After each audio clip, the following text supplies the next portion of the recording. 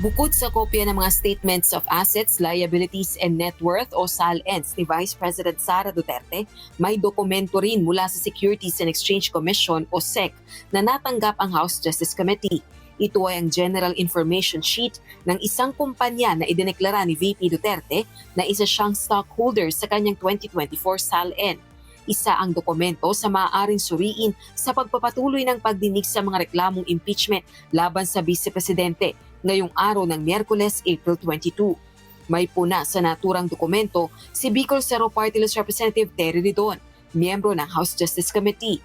Dahil siyempre, meron po doon ng mga kumpanya na estimate as part of her disclosure.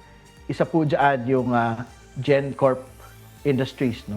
Ayan po ay nakalagay sa kanya pong 2024 SALN. So we had to look into it doon po sa kanya pong mga SEC records, and very interesting po yung laman noon. Firstly, hindi ko nakalista si Vice President Sara Duterte doon po sa listahan po ng stockholders noong pong GenCorp from 2021 to 2024.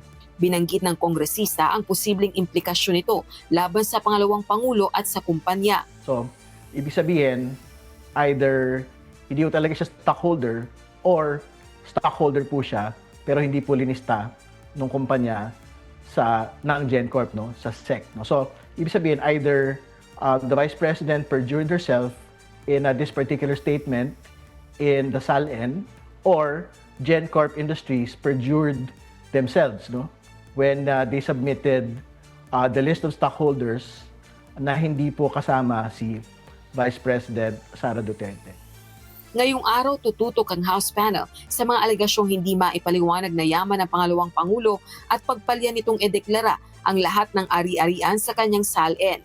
Pinaharap din sa pagdinig ang Anti-Money Laundering Council o AMLAC kaugnay ng pinaghihinala ang transaction sa bangko ng Vice Presidente at asawa nito.